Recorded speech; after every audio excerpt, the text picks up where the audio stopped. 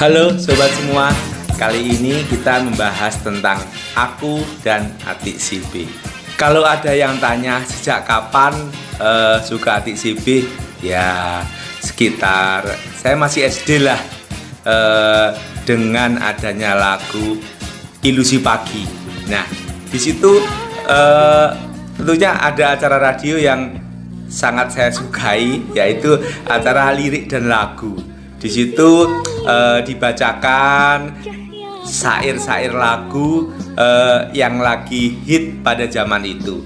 Nah, saat itu munculnya album Atik Sibi karya Arianto yang berjudul Ilusi Pagi.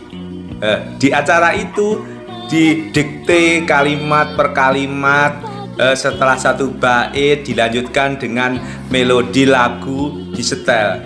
Nah, itu berulang-ulang, jadi lagu itu sampai nempel di hati. Disitulah awal-awalnya saya kenal Atik Sibi dari radio di album Ilusi Pagi.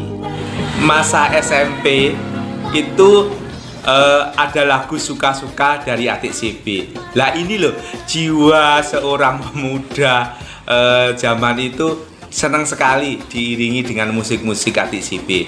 Terus SMP, SMA ngoleksi kaset Atik Sibi? Belum lah, karena saat itu meskipun harga kasetnya masih murah, itu masih terlalu berat buat saya, apalagi seorang anak kampung ya. Jadi kalau koleksi Atik Sibi ini setelah zaman-zaman munculnya di Facebook. Nah, dengan adanya Facebook, saya berusaha mencari beberapa teman yang mempunyai minat, yang mempunyai hobi sama yang suka dengan musik Atik Sibi. Dari situ saya kenalan seller kaset. Akhirnya saya beli 1 keping, 2 keping kaset Atik Sibi. Rasanya seneng banget, meskipun maaf ya, kasetnya itu bekas. Karena apa?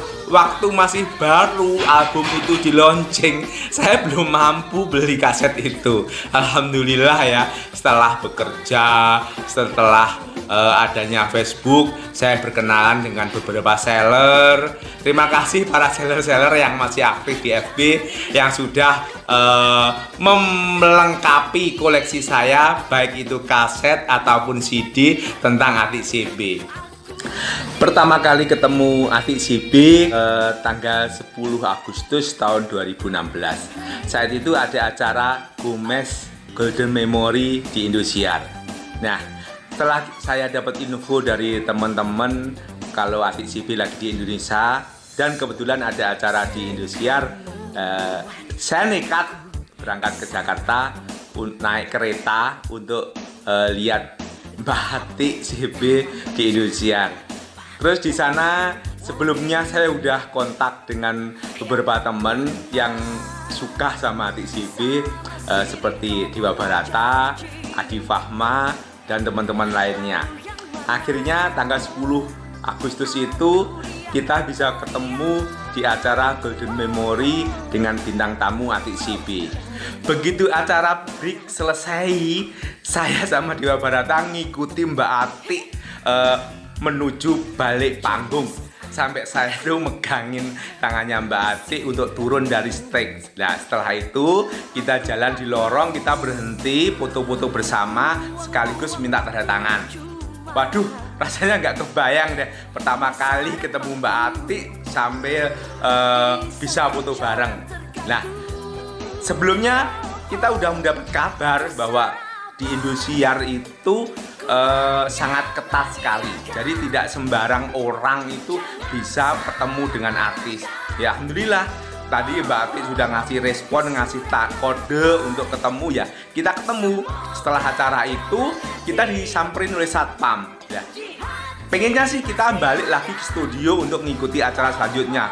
Tak tahunya saya dan Dewa Barata itu digiring ke suatu pintu. Loh, ternyata setelah dibuka, ternyata itu halaman Indosiar. Wah, berarti saya dan Dewa Barata itu dikeluarkan dari studio karena sudah mengganggu acara, sudah ngikutin Mbak Atik Sibi untuk minta tanda tangan. Meskipun saya udah di luar gedung Indosiar, tapi rasanya itu masih kayak nggak percaya. Udah dapet tanda tangan, udah bisa foto bareng, yang awalnya itu nggak pernah kepikiran sama sekali. Setelah acara Golden Memory di Indosiar, ketemu dengan Mbak Atik Sibi, kita dengan teman-teman akhirnya membuat grup WhatsApp yang diberi nama grupnya Fanatik. Sebenarnya Fanatik ini sudah lama dibentuk teman-teman sebelumnya, seperti Mas Diki almarhum, Mas Han Wilson, Mas Bagas, dengan yang lain-lainnya. Tapi karena belum ada wadah yang secara permanen, akhirnya kita membuat grup WhatsApp. Lewat grup WhatsApp ini komunikasi kita antar teman-teman di Fanatik makin sering, terus anggotanya juga bertambah banyak. Lah ternyata Mbak Atik itu baik banget. Saya ingat sekali waktu itu anak saya Fatin ulang tahun, mendapat ucapan dari Amrik sana. Makasih Mbak Atik ya. Ternyata baik banget Mbak Atik itu terhadap fansnya. Terus di bulan November tahun 2016 itu ada konser terbaik dari aku. Itu bintang utamanya Mbak Atik Sibi, didukung oleh Niki Astria, Ita Purnamasari, dan Tantri Kota. Seneng banget rasanya saya bisa hadir di konser itu. Nah, ini yang nggak bisa saya lupakan. Saat itu saya ketemu suaminya Mbak Atik, Mr. Smith. Seneng rasanya, meskipun saya ngobrol bahasa Inggrisnya agak belepotan, ternyata beliau itu bisa bahasa Indonesia. Alhamdulillah, seneng banget akhirnya bisa ketemu suaminya Mbak Atik. Ya basa-basi, saya berharap Mbak Atik bisa tinggal di Bali nanti next time. Mengucapkan terima kasih kepada Mr. Lauren bahwa udah dikasih kesempatan Mbak Atik untuk boleh nyanyi lagi di Indonesia. Ternyata melihat konser secara live Mbak Atik Sibi itu sangat menyenangkan dan menjadi tuman gitu loh. Jadi istilahnya pengen lihat lagi. Itu pun terjadi pada saya. Pas ada info bahwa Mbak Atik mau ada konser di Solo, aku menyambut antusias banget. Karena apa? Jarak rumahku ke Solo kan nggak begitu jauh. Jadi aku sangat ingin sekali lihat konser itu. Pada tanggal 24 Agustus tahun 2017 itu ada acara press conference konsernya Mbak Atik Sibi di Solo. Saat itu aku nekat naik sepeda motor ke Solo untuk mengikuti acara press conference itu.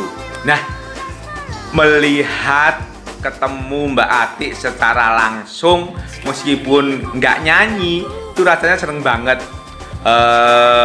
Ada acara sesi wawancara. Nah, ini loh yang nggak bisa saya lupakan.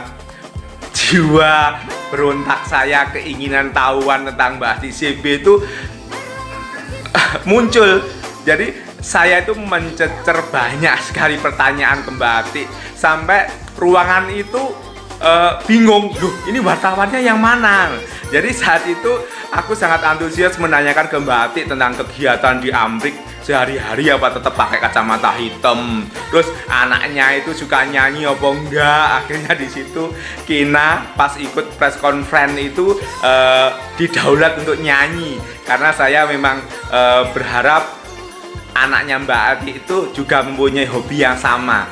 Meskipun tidak jadi penyanyi, tapi mereka bisa main musik ataupun vokalnya bagus. Dari disitulah saya banyak sekali tanya album-album Mbak Atik, kebiasaan Mbak Atik di Amrik, rencana ke depan gimana. Wah, antusias banget. Sehingga teman-teman itu pada tanya, emang kamu wartawan apa? Kok tanyanya begitu banyak, yang lain nggak dikasih kesempatan. Lah, ini loh, saya seneng banget karena unek-unek saya itu udah terjawab semua oleh Mbak Atik. Saat itu juga saya sebenarnya udah membawa koleksi kaset, satu tumpuk, satu tas, Kebetulan mau tak tunjukkan ke Mbak Atik, mau tak tunjukkan ke Kina, nggak jadi karena waktunya memang terbatas sekali. Oke fanatik, demikian cerita Ayah Fatur seputar aku dan Atik Sibi. Ketemu lagi di video selanjutnya. Jangan lupa subscribe, like, comment, juga share ya. Bye.